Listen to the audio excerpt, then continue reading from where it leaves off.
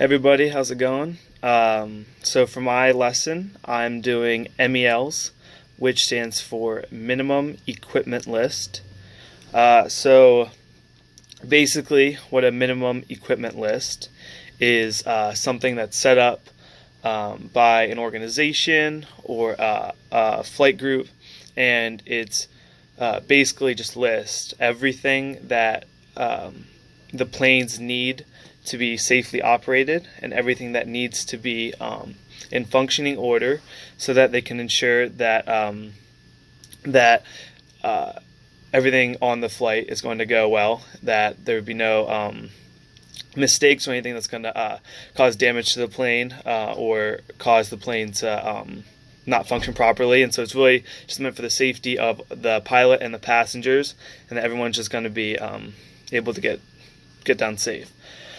And so how they're made is that when the planes are manufactured, there's the manufacturer creates this thing called the master MEL, or master minimum equipment list, and so that is made by the engineer so that it's listed everything that they need, everything that they believe the plane needs to be flown safely, and then from that the master equipment list is created. So the organization takes that master minimum equipment list, and then takes everything from that, and then sometimes they'll add some more. Typically they're a little bit more restrictive, but they have to have everything on the master minimum equipment list.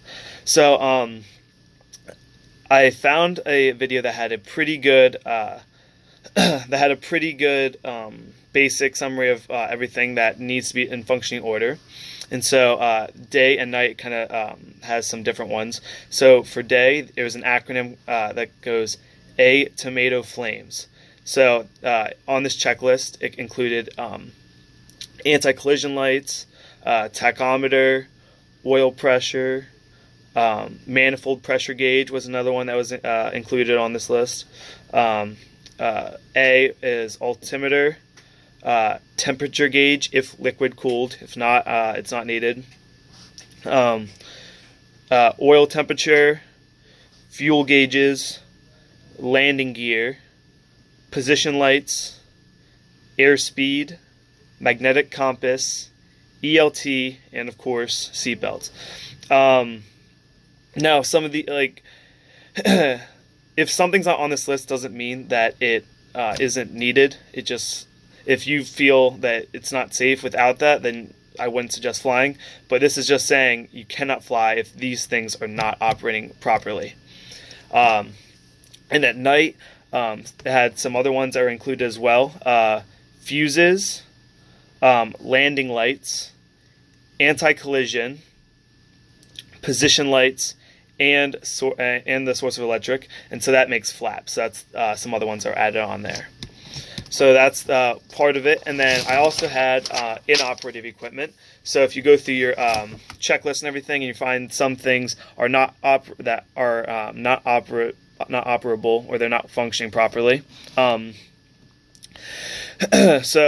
the first thing you do if you find something that's not operative but you need to go on a flight is first of all just check your sources, make sure it's not needed, make sure it's not part of the MEL. If it's part of the MEL, then you can't fly. That's illegal, so you can't do that. But check all your sources to make sure that it's not needed. And then also consider flight conditions, weather, anything that you may be facing, so that may make you want to have a safer flight, that may make you want to have some of those functioning things, even if it's not on the MEL. So keep that in mind as well.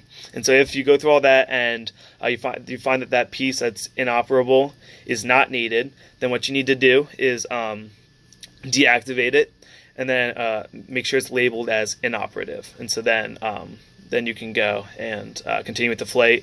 But again, I wouldn't suggest it if you feel that you 100% need it, or feel it would be unsafe without it, even if it's not on the MEL. And then obviously, if once you get to a point where you can get a mechanic to look at it, you should definitely have maintenance deferral for a mechanic to look at that. So yeah, that is basically inoperative equipment and minimum equipment list, and everything that involves the safety of the passengers and making sure that a plane is flying as safely as possible. Thanks. Have a good one.